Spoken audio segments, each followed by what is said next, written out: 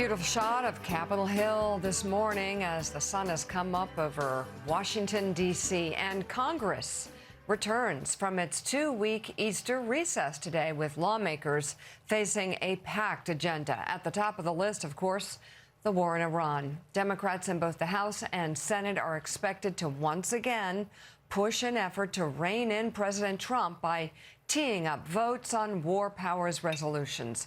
Joining us now, Senator Chris Coons of Delaware. He's a member of the Foreign Relations, Judiciary, and Appropriations Committees.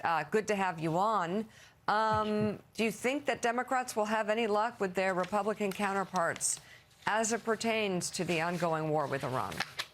Look, Mika, I certainly hope we will. As you just mentioned, we're coming back from an Easter recess, a recess in which President Trump opened on Easter with a hateful, angry tweet suggesting he was about to wipe out an entire civilization.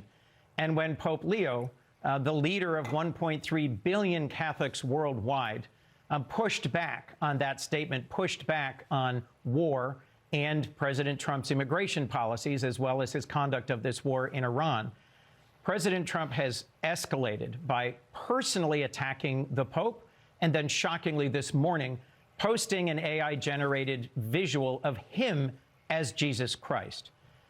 Mika, there's 70 million Catholics in this country. This is an overwhelmingly Christian country, but a country of faith where we respect each other, that was rooted in freedom of worship, freedom of religion. It seems to me that Pete Hegseth and J.D. Vance and President Trump seem determined to secure their white Christian nationalist base and to push aside and to offend and to distance themselves from all the good people of our nation who want good things for our country and for each other. This has been a very dark chapter. And one of the things I've been struck by is the silence of so many of my colleagues on the other side. It was Martin Luther King who said the real tragedy is not the cruelty of the bad, but the silence of the good. And I'm hopeful we will hear some voices this week speaking up and saying, our national leader, our president, should not be attacking one of the world's greatest religions, should not be putting himself in the space of my Lord and Savior Jesus Christ and of one of the most important figures in world history, not least of which spiritual history. This is a watershed moment for those who want to stand for decency and for the values that founded our country.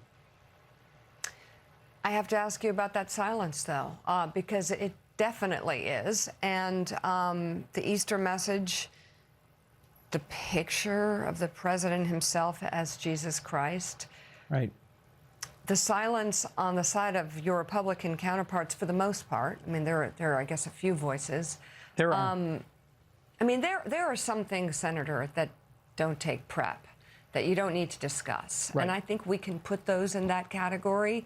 So then how do you explain the silence on the Republican side at this turning point in history? So over and over since Trump returned to the presidency, he's made outrageous statements. I'm going to make Canada the 51st state. I'm going to wrest Greenland away from our trusted NATO ally, Denmark. I'm going to retake the Panama Canal. Statements that have really unsettled our closest, most trusted allies and have made us less safe. And a few Republicans have really spoken up about that. I led a bipartisan delegation to Denmark, for example, earlier this year, where Senators Tillis and Murkowski joined me. And other Republican senators have stood up for NATO when Trump has gone after them.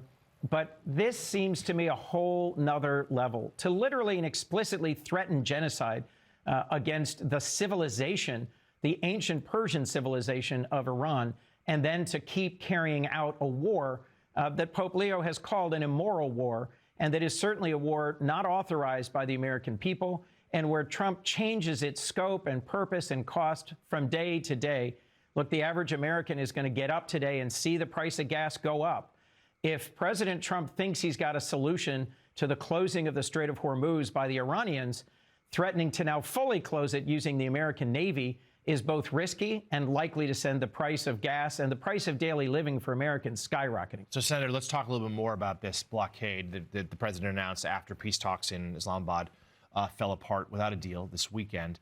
You mentioned it, that the price of oil undoubtedly will go up. Right. We're seeing it already overnight. We can see that likely continue in the coming days. But talk to us about some other issues that you see with this, including, this is something we mentioned an hour or so back on the show, how Beijing is going to react the first time one of their ships gets stopped by an American naval vessel. So this is the most critical vulnerability that China has, that if we were to secure control over Iran's oil exports, would give us huge strategic leverage, comparable to their leverage over us in critical minerals. But to do so would require an act of war, a naval blockade. And I don't believe we're prepared for it. I don't believe the American people have been prepared for it. I don't think our naval assets in the region are ready for it. This is an enormously risky maneuver.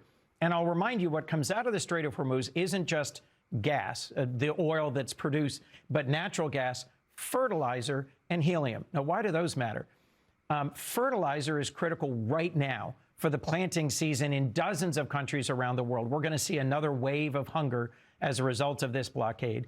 Helium's critical to a whole bunch of MRIs. Anybody get an MRI around here? And so Trump's going to skyrocket the prices for the average American and put our security at risk. And Xi Jinping doesn't face midterm elections. His ability to survive this moment and to test whether or not our allies are going to stick with us in the Western Pacific and in Europe gives him a huge opportunity.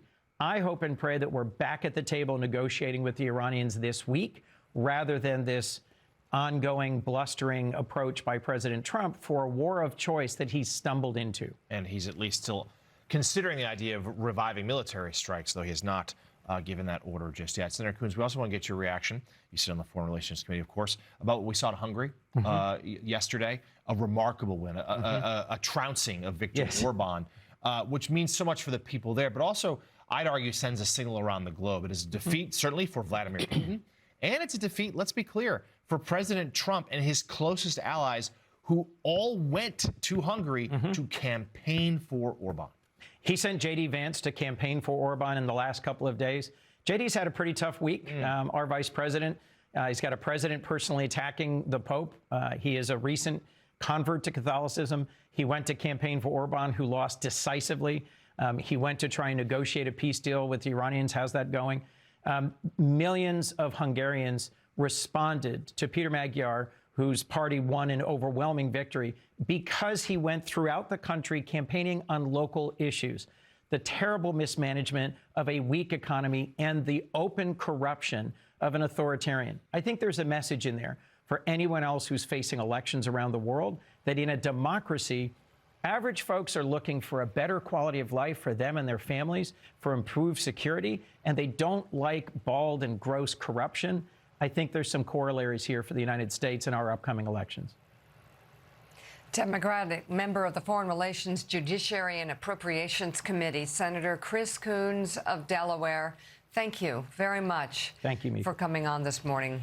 We appreciate it. And still ahead, we're going to bring you insight on the markets as a big sell-off is underway.